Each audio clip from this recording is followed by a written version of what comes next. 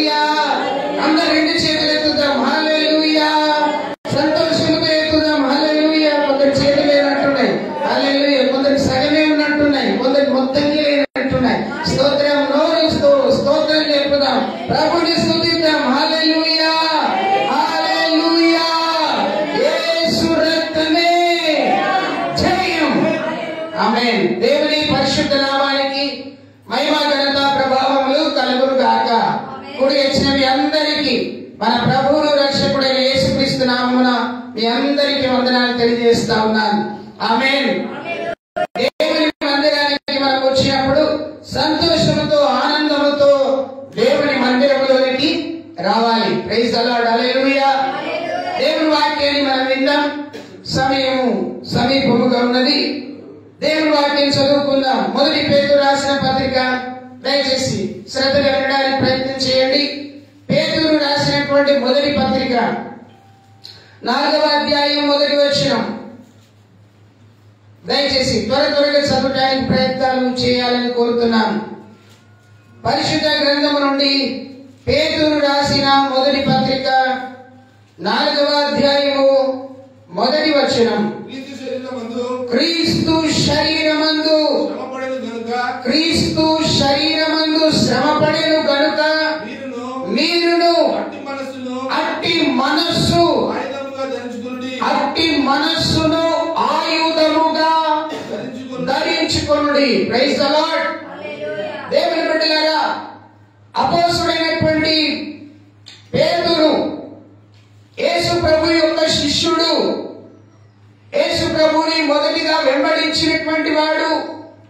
యేసు ప్రభువుతో కలిసి 3.5 సంవత్సరాలు నివాసం చేసి సహవాసం చేసి యేసు ప్రభువుతో కలిసి నడిచినటువంటి ప్రాముఖ్యమైనటువంటి శిష్యుడు. ఆ శిష్యులలో గొప్ప శిష్యుడు, పెద్దవాడు, ఉన్నతుడు, దేవునికి ప్రియమైన వాడు పేతురు. హల్లెలూయా. పేతురు. ఈ పేతురు అనేటువంటి శిష్యుడు సంఘానికి ఒక ఉత్తరాన్ని రాస్తా ఉన్నాడు. ఈ సంఘానికి ఉత్తరాన్ని రాస్తూ విశ్వాసులకు బలపరుస్తున్నాడు. విశ్వాసులను, పరిశుద్ధులను, దేవుని ప్రజలను ఆయన బలపరుస్తూ ఒక ఉత్తరాన్ని రాస్తా ఉన్నాడు. ఆ ఉత్తరంలో చాలా విషయాలు రాశాడు. కానీ నేను చదువుతున్నప్పుడు 4వ అధ్యాయంలోనికి రాగానే దేవుడు నాతో మాట్లాడడం ప్రారంభం చేశాడు. అంటే 3 అధ్యాయాల్లో దేవుడు మాట్లాడలేడా? మాట్లాడాడు. కానీ 4వ అధ్యాయంలోకి వచ్చినప్పుడు అక్కడ మాట చదువుతుంటే నా హృదయంలో ఒక పిన్నుతో కుచ్చినట్టయింది. ఏంటి ఆ మాట అంటే, మళ్ళా చదువుదాం. మొదటి వచనం. క్రీస్తు శరీరమందు శ్రమపడెను గనుక. క్రీస్తు శరీరమందు శ్రమపడెను. ఏం పడ్డాడు ఆయన? శ్రమపడ్డాడు. దేని యందు శ్రమపడ్డాడు? తన శరీరమందు. ఎవరు శ్రమపడ్డారు? ప్రభువైన యేసు క్రీస్తుల వారు శ్రమపడ్డాడు. ఆయన శ్రమ చాలా అద్భుతమైనటువంటిది, చాలా భయంకరమైనటువంటిది కూడా. ఆ శ్రమ ఈ లోకంలో ఉన్నటువంటి ఏ మానవుడు కూడా అంత శ్రమ పడలేడు. కానీ బైబిల్ చెప్తున్నది, యేసుతో ఉన్నవాడు, యేసుతో నడిచినవాడు, యేసుని వెంబడించినవాడు, యేసుతో సహవాసం చేసిన వ్యక్తి పేతురు గారు అంటున్నారు, ఆయన శ్రమ పడ్డాడు. ఆయన శరీరమందు శ్రమ పడ్డాడు. గ్లోరీ. హల్లెలూయా. ఆయన శరీరమందు శ్రమ పడ్డాడు. ఆయన శ్రమ పడ్డాడు కనుక ఆ శ్రమ పడినటువంటి ఆయుధమును మీరు ధరించుకోవాలి. మనుషుడికి శ్రమలు వస్తాయి. ఏమొస్తాయండి? శ్రమలు వస్తాయి. యేసు ప్రభుని నమ్మినా వస్తాయి, నమ్మకుండా వస్తాయి. అయితే విచిత్రం ఏంటంటే యేసు ప్రభుని నమ్మని వారికి శ్రమ వస్తే ఏం చేయాలో తెలియదు, వారికి ఎక్కడికి పోవాలో వారికి తెలియదు. మరి యేసుని నమ్మిన వారి జీవితంలో శ్రమలు కలిగితే ఆ వ్యక్తికి తెలిసిన పద్ధతి ఏంటంటే, నాకు శ్రమలు వస్తే నేనేం చేయాలో ఈ పరిశుద్ధ గ్రంథం చెప్తుంది. ఈ పరిశుద్ధ గ్రంథం నాకు బోధిస్తుంది అనే ఒక ధైర్యం, అనే ఒక విశ్వాసం, అనే ఒక నమ్మకం ఉంది ఆ వ్యక్తికి. హల్లెలూయా. ఎవరైతే క్రీస్తునందు విశ్వాసం ఉంచి క్రీస్తుని వెంబడిస్తున్నారో ఆ వ్యక్తి క్రీస్తు శ్రమ పడినటువంటి రీతిని ఒకవేళ గ్రహించినట్లయితే ఆ వ్యక్తి జీవితంలో శ్రమలు వస్తే ఏం చేయాలి? చాలా ప్రాముఖ్యమైన అంశం. రాత్రికాలం ప్రార్థన చేస్తున్నాను, నాకు నిద్ర రావట్లేదు, తిరుగుతున్నాను, అటు ఇటు తిరుగుతా ఉన్నాను. ప్రార్థన చేస్తుంటే నాకు దేవుడు నాతో మాట్లాడుతున్నాడు. బైబిల్ తీసి చదువు. దేవునికి స్తోత్రం. హల్లెలూయా. బైబిల్ తీసి చదువుతా ఉన్నాను. పేతురు రాసిన పత్రిక చదువుతా ఉన్నాను. 4వ అధ్యాయంలో శ్రమ వస్తే, యేసు ప్రభు శ్రమ యందు ఆ శరీరమందు శ్రమ పడ్డాడు. అయితే నీకు శ్రమ వస్తే నువ్వేం చేయాలి? కొన్ని మాటలు, ప్రభు నాతో మాట్లాడిన మాటలు, కొన్ని విషయాలు. శ్రమ వస్తే నీకేమనిపిస్తుందంటే ఆశ్చర్యం కలుగుతుంది. అది ఎవరికి రాని శ్రమ నాకెందుకు వచ్చింది? పేతురు ఏమంటాడు చూడండి, 4వ అధ్యాయంలోనే 12వ వచనంలో ఒక మాట వింటాడు చూడండి. అక్కడ ఏమంటాడంటే, ప్రియులారా మిమ్మల్ని శోధించినప్పుడు మీకు కలుగుచున్న అగ్ని వంటి మహాశ్రమలను గురించి మీకు ఏదో ఒక వింత సంభవించినట్లు ఆశ్చర్యపడకుడి. అది ఎవరికి రానటువంటి శ్రమలు నాకు వస్తున్నాయి.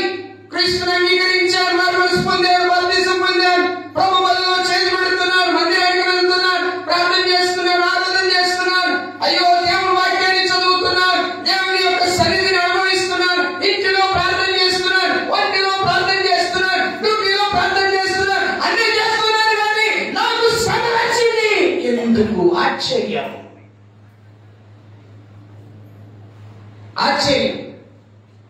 దేవుడు అంటున్నాడు వాక్యంతో, నువ్వు ఆశ్చర్యపడకు శ్రమ వస్తే. హల్లెలూయా. ఏం పడకూడదు? ఆశ్చర్యపడకూడదు. ఏదో వింత సంభవించినట్టుగా, ఏదో జరిగిపోయినట్టుగా, ఏదో తొలగిపోయినట్టుగా, ఏదో వచ్చి నీ మీద పడినట్టుగా నువ్వు ఆశ్చర్యపడవలసిన అవసరం నీకు లేదు. మొదటి విషయం. రెండో విషయం చూడండి, దేవుని వాక్యాన్ని తొందరగా చూడడానికి ప్రయత్నం చేస్తాం. హెబ్రీ రాసిన పత్రిక చూడండి, 3వ అధ్యాయం 4వ వచనం. 3వ అధ్యాయం 4వ వచనం.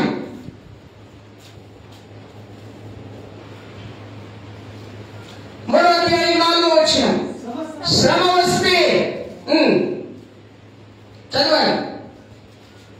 3వ అధ్యాయం 4వ వచనం. హెబ్రీ రాసిన పత్రిక 3వ అధ్యాయం 4వ వచనం. సమస్తమును కట్టినవాడు దేవుడే, ఇంటికంటే దానిని కట్టినవా వాడు ఎక్కువ ఘనత పొందినట్టు ఈయన మోషే కంటే ఎక్కువ మహిమకు అర్హుడుగా ఎంచబడెను. ఈ వచనాలు ఏం చెప్తున్నాయంటే ఇంటిని గురించి మాట్లాడుతున్నాయి. శ్రమ వస్తే దానిని అనుభవించడానికి నువ్వు సిద్ధపడాలి. మోషేకు ఎన్ని శ్రమలు కలిగినాయి, ఎంత భయంకరమైన శ్రమ. తన కుటుంబం నుండి ఆయన వెళ్ళిపోయాడు, తన ప్రాంతం నుండి వెళ్ళిపోయాడు. ఒక వ్యక్తిని హత్య చేసి ఆ స్థలం నుండి వెళ్ళిపోయి పారిపోయి వేరే చోటికి వెళ్ళి తల దాచుకున్నాడు. అక్కడే 40 సంవత్సరాలు నివాసం చేశాడు. అంటే తను చేసినటువంటి ఒక హత్య కారణాన్ని బట్టి, ఒక మరణ కారణాన్ని బట్టి ఏమయ్యాడో తెలుసా? 40 సంవత్సరాలు ఆ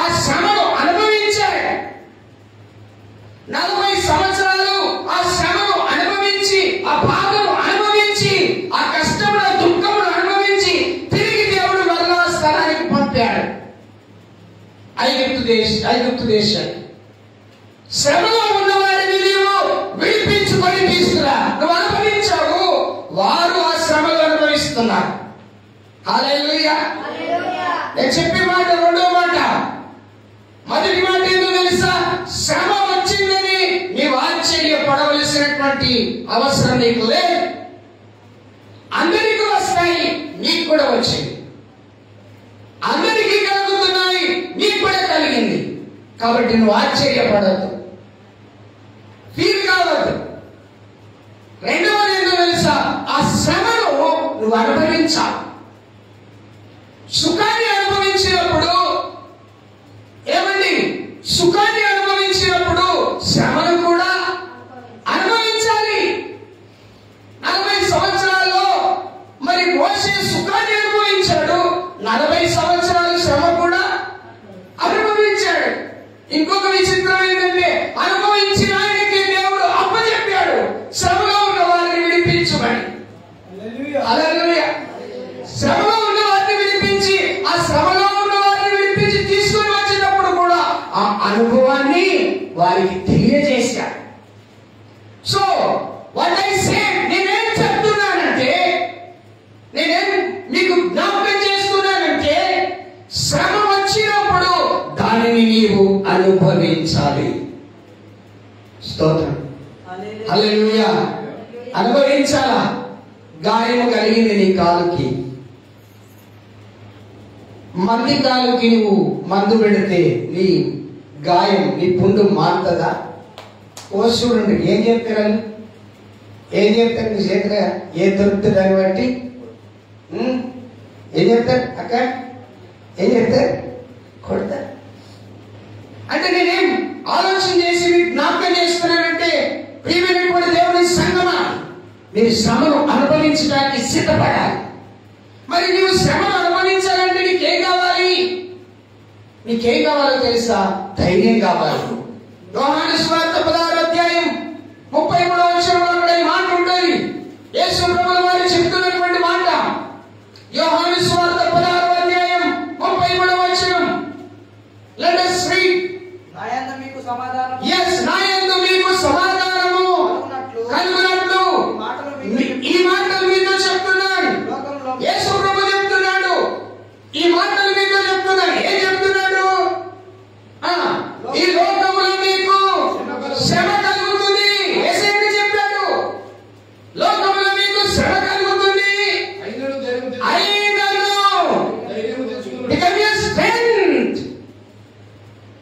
ధైర్యము తెచ్చుకున్నాము. నేను లోకాన్ని జయించాను. కాబట్టి మీరు ఏం చేయాలి? శ్రమ వచ్చిందని, లోకంలో శ్రమలు కలుగుతున్నాయని, అయ్యో నేను శ్రమలు అనుభవిస్తున్నాను, నేను కృంగిపోకుండా ఉండాలి అంటే, నేను కృంగకుండా నిలబడి దేవుని కొరకు జీవించాలంటే నేనేం కలిగి ఉండాలి? ధైర్యం. బైబిల్ అంటుంది, నీతిమంతుడు సింహము వలె ధైర్యముగా ఉంటాడు. నువ్వు ధైర్యంగా ఉండాలి. శ్రమలు వచ్చినాయని కృంగిపోకూడదు. అయ్యో ఎవరికో వచ్చినటువంటి, ఎవరికి రానటువంటి శ్రమలు నాకు కలిగినాయి, అయ్యో ఎవరికి రానటువంటి రోగము నాకు వచ్చింది, ఎవరికి రానటువంటి వ్యాధి నాకు వచ్చింది, ఎవరికి రానటువంటి కుటుంబ సమస్య నాకు వచ్చింది అని దినము నీవు కృంగిపోకూడదు. ఎందుకంటే నీ దేవుడు నీతో చెప్తున్నాడు, ఈరోజు నువ్వు ధైర్యం తెచ్చుకో. నువ్వు శ్రమలో అనుభవించి ముందుకు కొనసాగాలంటే నీకేం కావాలి? ధైర్యం కావాలి. శ్రమ వచ్చినప్పుడు ఇంకేం చేయాలో తెలుసా? చూడండి, వాక్యం చూడండి. పేతురు రాసిన పత్రికలోనే చూద్దాం. 4వ అధ్యాయం 13వ వచనంలో అక్కడ చక్కగా ఒక మాట ఉంటుంది. చూడండి, 4వ అధ్యాయం 13వ వచనంలో, క్రీస్తు మహిమ బయలుపరచబడినప్పుడు మీరు మహా ఆనందముతో సంతోషించుచు నిమిత్తము క్రీస్తు శ్రమలలో మీరు పాలివారై ఉన్నంతగా. హల్లెలూయా, హల్లెలూయా. చేతులెత్తి చెప్తారా? హల్లెలూయా, హల్లెలూయా. ఏమంటున్నాడు పేతురు గారు? ఏమంటున్నాడు తెలుసా? క్రీస్తు మహిమ ప్రత్యక్షమైనప్పుడు మీ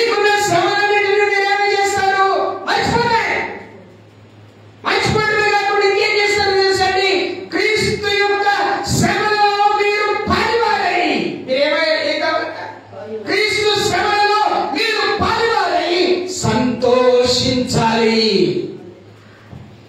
సంతోషించాలి. ఏం చేయాలి? సంతోషించాలి. శ్రమలో నీవు సంతోషంతో ఉండాలి. కష్టంలో కూడా ఏమండి, కష్టంలో కూడా నువ్వేం కావాలి? సంతోషించాలి. ఇంద్రబాబు అందరు నేను చూసి ఏమనుకో, ఇంకే పిచ్చి వేసిందనా? దేవుడికి స్తోత్రం. ఏ आदमी मेंटल हो गया, अरे कितना बहुत श्रमा आ गया, कुछ नहीं दुख नहीं आ रहे, अरे पूरा हास करे हास करते కదా, నవ్వుతున్నాడు, సంతోషిస్తున్నాడు. అరే పరేషాన్ అయిపోవాలి. దేవునికి స్తోత్రం. హల్లెలూయా. నా స్నేహితులు నన్ను చూసినప్పుడు ఏమంటారు తెలుసా? నన్ను ఇంత కష్టపడి సేవ చేస్తున్నావు, నీకు రూపాయి రాదు, రూపాయి మిగలదు, అసలు నువ్వు ఎట్లా బతుకుతున్నావు, నాకు అసలు అర్థమైతలేదు అన్నట్టు. నేనంటున్నా చూసి నవ్వుతూ ఉంటాను. స్తోత్రం. హల్లెలూయా. అలాంటి ఎప్పుడు కూడా ఏడ్చినట్టు కనబడదు. ఎప్పుడు నీ ముఖాన్ని వికారం చేసుకో, ఎప్పుడు కూడా నువ్వు దుఃఖాన్ని కలిగి ఉండవు. ఎందుకు అంటే క్రీస్తు నా కొరకు శ్రమ పడ్డాడు. హల్లెలూయా. క్రీస్తు శ్రమలలో నేను పాలిభాగస్తుడిగా ఉన్నాను కనుక నేను సంతోషంతో శ్రమను అనుభవించాలి. సంతోషంతో యేసయ్య దగ్గరికి శ్రమ వచ్చింది. ఏ శ్రమ? శిలువ శ్రమ. శిలువ శ్రమ వచ్చింది. ప్రార్థన చేస్తున్నాడు ప్రభు, అయ్యా నీ చిత్తమైతే కింద నా యొద్ద నుండి మాట్లాడరే తొలగించు అని మళ్ళీ ఏమంటాడు? అయినను నా చిత్తము కాదు, నీ చిత్త ప్రకారమే జరిగించు. హల్లెలూయా. మనమేం చేస్తాం?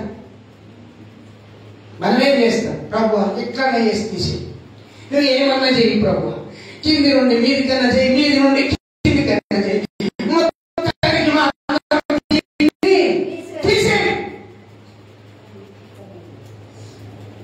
ఎప్పుడైనా ప్రార్థన చేసినప్పుడు ఏమని ప్రార్థన చేయాలి తెలుసా? ప్రభువా నీ చిత్తం ఏదున్నదో కదే జరిగించని ప్రార్థన చేయాలా? ప్రభువా నేను తులం బంగారం కొనడానికి వెళ్తున్నాను, నాకు తులం కంటే ఎక్కువ కావాలని ఉన్నది ప్రభువా, కానీ తులం డబ్బుల్లోనే ఎక్కువ బంగారం ఇయ్యనంటే వాడు నిన్ను నష్టం చేస్తాడు. వాడు నిన్ను ఏం చేస్తాడు? అక్క నష్టం చేస్తాడు. అన్న ఏం చేస్తాడు? నష్టం చేస్తాడు. నువ్వేమైనా ప్రార్థన చేయాలి, ప్రభువా నేను స్వర్ణమును కొనడానికి వెళ్తున్నాను, బంగారంలో కొనడానికి వెళ్తున్నాను, అక్కడ నీ చిత్తం ఏమున్నదో అదే జరిగించు. భార్య షాపింగ్కి వెళ్ళిందంట, భర్తకు ఫోన్ చేసిందంట, అయ్యా ఇక్కడ షాప్లో ఉన్నాను, నేను ఒక మంచి డ్రెస్ తీసుకోవాలనుకుంటున్నాను, మీరు ఏమంటారంటే పర్లేదు మనకున్న స్తోమతను బట్టి ఒక 1000 రూపాయల లోపల తీసుకుంటే బాగుంటుంది అని. సో ఈ తల్లి 10,000 ఎత్తి పెట్టుకుంది. నాకు ఈ డ్రెస్ నచ్చింది, నువ్వు డబ్బులు పంపుతావా? లేదా. ఇది కాదు. శ్రమలో ఉన్న వ్యక్తికి ఇంకా నువ్వు శ్రమ పెట్టడం మంచిది కాదు. శ్రమలో నువ్వు ఏం చేయాలి? సంతోషించాలి. ఇది కుటుంబంలో అయితే దేవుడిలో ఎలా ఉండాలో తెలుసా? క్రీస్తు మహిమలో పాలివాడవై, క్రీస్తు మహిమ ప్రత్యక్షత కలిగినప్పుడు నీవు పాలివాడవై ఆయన శ్రమలో నీవేం కావాలి? సంతోషించాలి. శ్రమ వస్తే సంతోషం ఉండాలి, బాధపడద్దు. ఇది 3వ మాట. 4వ మాట మీకు గుర్తు చేస్తాను, బాగా జాగ్రత్తగా చదువుదాం. అదే అధ్యాయం 16వ వచనం ఒకసారి చదువుదాం. చదవండి ఒకసారి. ఎవడైనను అక్కడ ఉంది వాడు, ఎవడైనను క్రైస్తవుడైనందుకు బాధ అనుభవించిన ఎడల అతడు సిగ్గుపడక ఆ పేరును బట్టి దేవుని మహిమపరచాలి. స్తోత్రం చెప్పు, 2 చేతులెత్తి హల్లెలూయా, స్తోత్రం, హల్లెలూయా. ఏముంది అక్కడ వాక్యం? మళ్ళా చదువుదాం. ఎవడైనను క్రైస్తవుడైనందుకు బాధ అంటే శ్రమ అనుభవించిన ఎడల అతడు సిగ్గుపడక ఏం చేయాలంట? సిగ్గుపడక ఆ పేరు క్రైస్తవుడనే పేరును బట్టి, క్రీస్తును అంగీకరించిన వాడనే పేరును బట్టి ఈ రోజుల్లో క్రీస్తును అంగీకరిస్తారు కానీ మందిరంలో పరిశుద్ధ మాటలు బయటికి వెళ్తే పరమభూతులు, మందిరంలో పరిశుద్ధ పాటలు బయటికి వెళ్తే పరమభూతు పాటలు. పోయిన వారం మీకు గుర్తుందని నేను వాక్యం చెప్పాను, నీ నాలుక, నీ నోటి మాట జాగ్రత్తగా కాపాడుకో. దేవుడు ఎక్కడ అడుగుతాడు? దేవుడు ఎక్కడ? నీ నోటి మాటను బట్టి దేవుడు నీకు తీర్పు తీరుస్తాడు. నువ్వు చేసిన క్రియలను బట్టి దేవుడు నీకు తీర్పు తీరుస్తాడు. ఒకవేళ తీసుకుంటే రాజ్యానికి తీసుకుంటాడు, లేకుంటే నరకంలో పడేస్తాడు. స్తోత్రం, హల్లెలూయా. అందుకే యోబు అంటాడు, నా కనుచూపుతోనైనను నా నోటి మాటతోనైనను పాపము చేయకుండా నన్ను నేను కాపాడుకుంటున్నాను. హల్లెలూయా, స్తోత్రం, హల్లెలూయా. సీటు డబ్బా ఎక్కున్నదని చెప్పేసి బాగా ఏం జరుగుతుంది? దగ్గు జరుగుతుంది. దానికి సీటు రూపాయే కావచ్చు, 10 తింటే 10 అవుతుంది, 10 రూపాయలు అవుతాయి. కానీ దగ్గు కలిగితే 1000 అవుతాయి. అక్క థ్యాంక్ యూ, 1000 అవుతాయి. దేవునికి స్తోత్రం, హల్లెలూయా. దేవునికి మహిమ, దేవునికి మహిమ. ప్రియులారా, నువ్వు క్రైస్తవుడైనందుకు, క్రీస్తు బిడ్డమైనందుకు బాధను అనుభవించినట్లయితే సిగ్గుపడదు. బైబిల్ తెచ్చుకోవడానికి సిగ్గు, ప్రార్థనకు రావడానికి సిగ్గు, మందిరానికి రావడానికి సిగ్గు, ప్రార్థన చేయడానికి సిగ్గు. నువ్వు వాక్యం చదువు, వాక్యం నువ్వు చదువు. సిగ్గుపడద్దు. పౌలు భక్తుడు అంటాడు, నేను సువార్త ప్రకటించుటకు సిగ్గుపడవాడను కాను.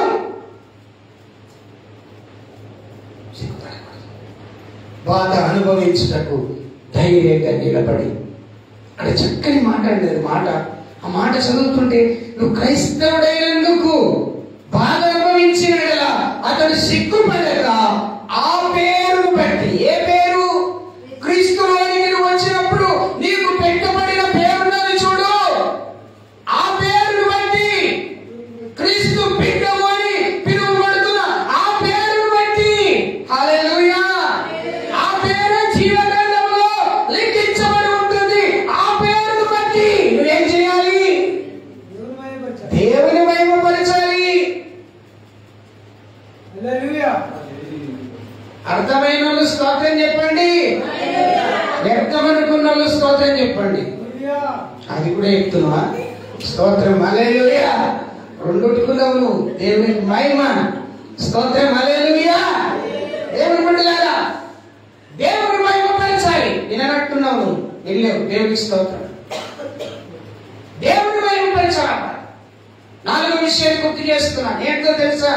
శ్రమ వస్తే దేవుని నువ్వు మహిమపరచాలి. ప్రభువా, ఈ శ్రమ ఇచ్చినందుకు నీకు వందనాలు, ఈ రోగం ఇచ్చినందుకు వందనాలు, ఈ వ్యాధి ఇచ్చినందుకు వందనాలు.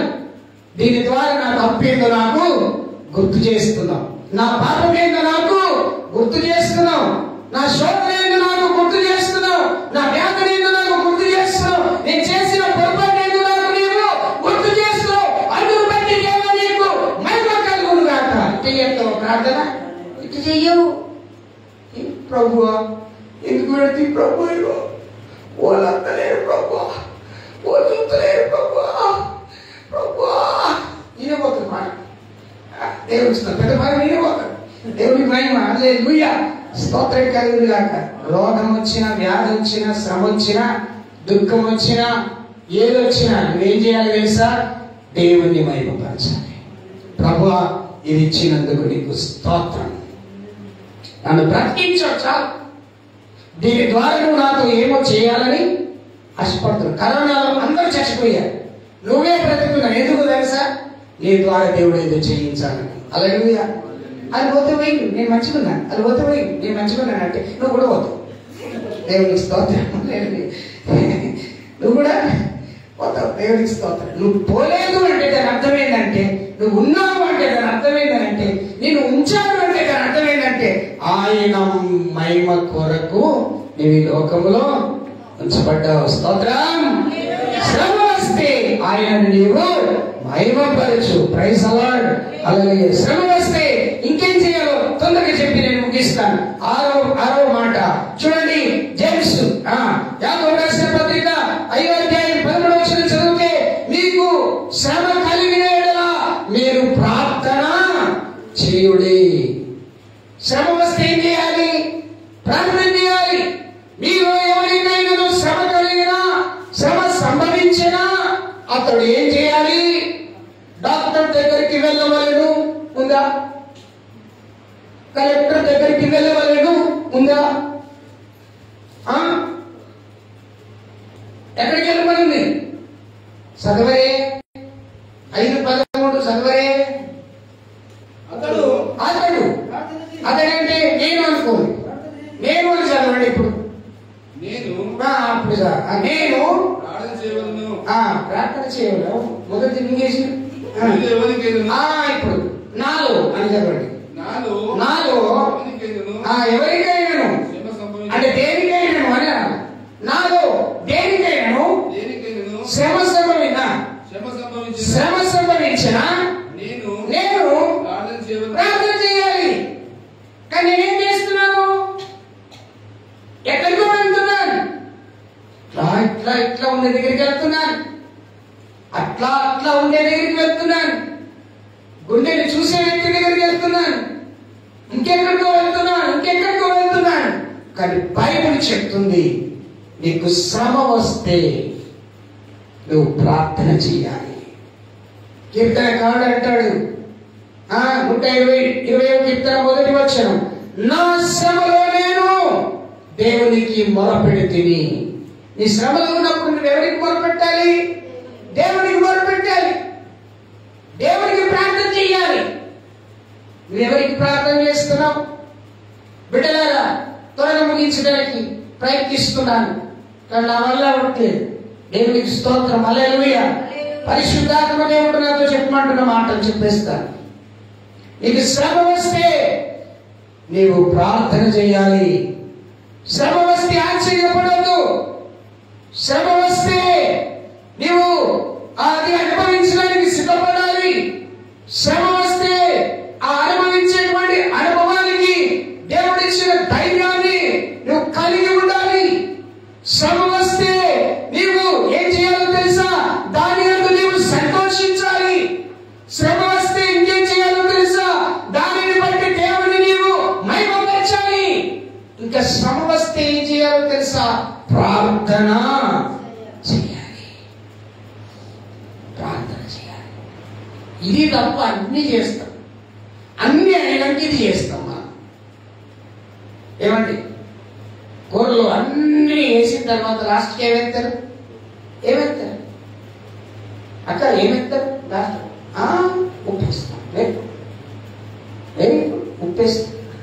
ఆ ఉప్పు లేకుండా రుచి అన్ని అయిపోయిన తర్వాత చివరికి యేసయ్యా, ఇన్ని చేసినా నాకు తక్కువగా లేదు, ఇన్ని చేసినా నా శ్రమలు నా నుండి పోలేవయ్యా, ఇప్పుడు నీకు నేను ప్రార్థన చేస్తున్నా, నా శ్రమలో నుండి నన్ను నేను చెప్పించు. భక్తుడు అంటాడు కదా 120వ కీర్తన 1వ వచనం, నా శ్రమలో నేను యెహోవాకు మొరపెట్టితిని, ఆయన నాకు ఉత్తరము ఇచ్చాడు. నువ్వు శ్రమలో ఉన్నప్పుడు మొరపెట్టాడు. నడవలేని స్థితిలో ఉండినప్పుడు, పరిగెత్తలేని స్థితిలో ఉన్నప్పుడు, కూర్చోలేని స్థితిలో ఉండినప్పుడు, పడుకోలేని స్థితిలో ఉండినప్పుడు, మాట్లాడలేని స్థితిలో ఉండినప్పుడు, నీవు లేవలేని స్థితిలో ఉండినప్పుడు నువ్వేం చేయాలి? ఆయనకు నువ్వు మొరపెట్టాలి. నీ మొర ఆయన వింటాడు. నీ ప్రార్థన ఆయన ఆలకిస్తాడు.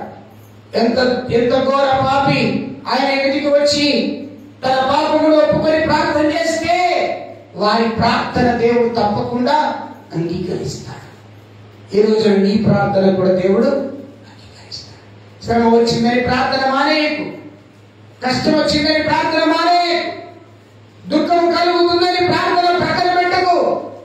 దేవుని ప్రక్కన పెట్టకు. దయచేసి దేవుడు ఈ రోజు నీతో మాట్లాడుతున్నాడు. ఇక్కడ మీ అందరితో మాట్లాడుతున్నాడు దేవుడు. శ్రమ వచ్చిన, సంతోషం వచ్చిన, బాధ కలిగిన ప్రభు దగ్గర ప్రార్థన చేయాలి. చివరిగా ఒక మాట చదువుదాం. దేవునికి స్తోత్రం కలుగునుగాక. శ్రమ వస్తే మనం అందరం ఏమనుకుంటాం తెలుసా? మమ్మల్ని ఏదో నష్టం చేయడానికి వచ్చింది అనుకుంటాం. కానీ దేవుడు ఏమంటాడు తెలుసా? 119వ కీర్తన చదవండి ఒకసారి. మనం ఇందాక చదువుకున్న వచనంలో 119వ కీర్తన 71వ వచనం, అక్కడ చక్కగా ఉంటుంది ఒక మాట. నేను నీ కట్టడలను నేర్చుకున్నట్లు శ్రమ నొంది ఉండుట. అబ్బా, ఎంత తీయగున్నది ఆ మాట. చుంటి తేనె దారల కంటే మధురమైన మాట. మరొకసారి చదువురా, మరొకసారి చదువు. నేను నీ కట్టడలను, నేను అంటే నేను నీ కట్టడలు అంటే దేవుడి కట్టడలు, దేవుడి ఆజ్ఞలు నేర్చుకోవడానికి వస్తున్నా.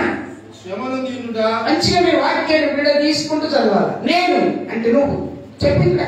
నేను ఇట్లా చెప్పి, నేను అక్క అన్న చెప్పి, నేను సోదరుడా, నేను ఇట్లా చెప్పాలి. నేను నీ కట్టడలను ఆజ్ఞలను నేర్చుకున్నట్టు. ఇంకేముంది? శ్రమ నుండి. నేను నీ కట్టడలను నేర్చుకుంటున్నాను, శ్రమలు పడవుతున్నాను. ఉండుట నాకు మంచిదైంది. నేను నీ కట్టడలను అనుభవిస్తున్నాను, నేర్చుకుంటున్నాను, శ్రమలు నాకు కలిగి ఉన్నా. ఆ శ్రమలు నాకు మేలే చేస్తున్నాయి. మనం ఏమంటాం? శ్రమ నీకేదో అంటారు, ఇది అంటారు, నీకేదో మూడింది, దేవునికి స్తోత్రం, నీకేదో పట్టింది, నీకేదో పూనుకున్నది. ఏది పూనుకోలేదు. విషయం ఏంటంటే శ్రమ వచ్చినప్పుడు ఆ శ్రమ నీకు మేలు చేస్తుంది, కీడు చెప్పదు. ఆ శ్రమ నీకు ఏం చేస్తుంది? మేలు చేస్తాడు. దేవుడు ఏమంటాడు తెలుసా అండి? ఆయన మేలు చేత నిన్ను అక్కడ ఉంది కదా, తృప్తిపరుస్తాడు కదా. ఆయన మేలు చేత తృప్తిపరుస్తాడు. ఆయన మేలు చేస్తాడు. ఆ శ్రమను బట్టి దేవుడు నాకు మేలు చేస్తాడని ధైర్యం ఉంటాడు. నీకు యాక్సిడెంట్ జరిగిందనుకో, లేకపోతే నీ బిజినెస్ లాస్ అయిందనుకో, నీ పని విషయంలో ఇబ్బంది కలిగిందనుకో, అయ్యో నా పని పోయింది, నాకు ఎందుకు ఈ పని పోయింది అని ఒకవేళ బాధతో ఉంటే దేవుడు అనుకోనకుండా సడన్లీ నీకు పనిస్తాడు. హల్లెలూయా. అంటే నీకు మేలు చేస్తా. నువ్వు పోగొట్టుకున్న వస్తువు ఒకవేళ నీకు దొరకలేదనుకోండి, ఉదాహరణకి అమ్మగారి సెల్ఫోన్ పోయింది, దేవుడి స్తోత్రం మాకు మేలు చేశాడు. అది పోవడం మాకు మేలు, దేవునికి స్తోత్రం. హల్లెలూయా. ఇంట్లో తేలుగా ఉన్నా కదా మీకు మేలు. ఆమె ఇంట్లో మంటగా ఉంది కానీ అది మాకు మేలు. ఆ మేలు ఏమైందో తెలుసా? అద్భుతమైనటువంటి మొబైల్ తెప్పించి, దేవునికి స్తోత్రం. హల్లెలూయా. అంటే నేను ఎందుకు చెప్తున్నా, నీ వస్తువైనా సరే, నీ పని అయినా సరే, నీ జాబ్ అయినా సరే, నీ ఇంటిలో ఉన్నదైనా సరే, ఏదైనా సరే, దేవునికి స్తోత్రం. హల్లెలూయా.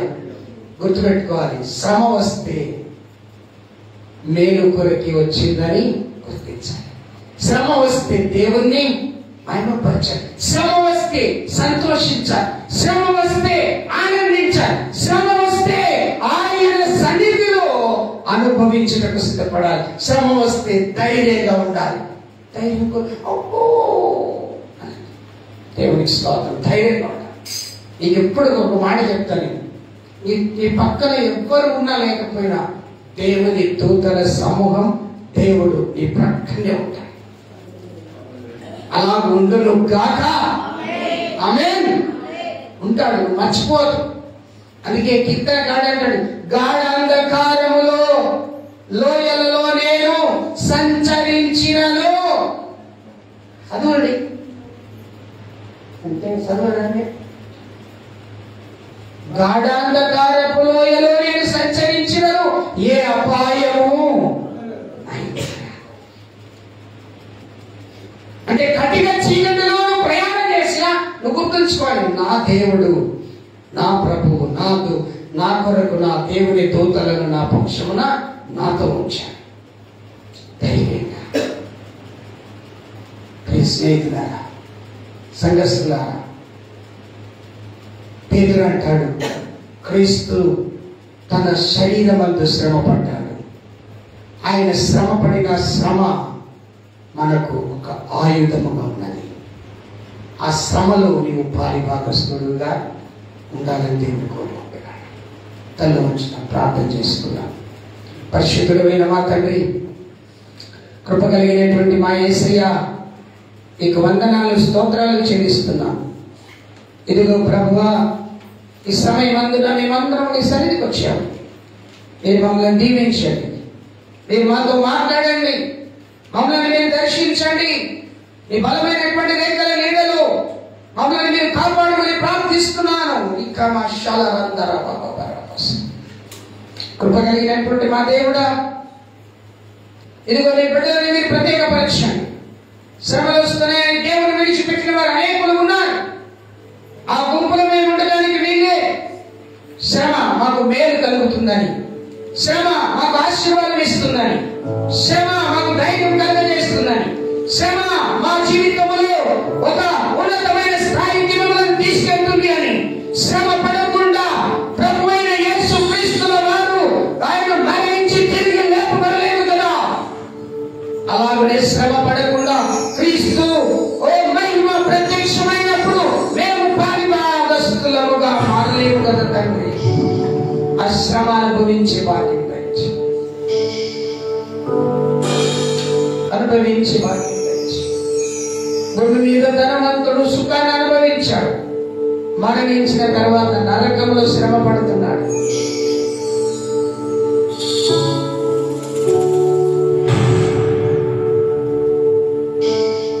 దరిద్రుడైన లాజరు భూమి మీద శ్రమను అనుభవించాడు.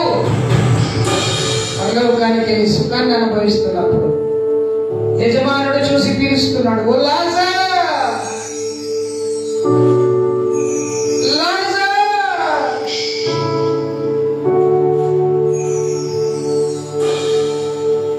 లాజరు ఎక్కడున్నాడో చూశాడు. అబ్రాహాము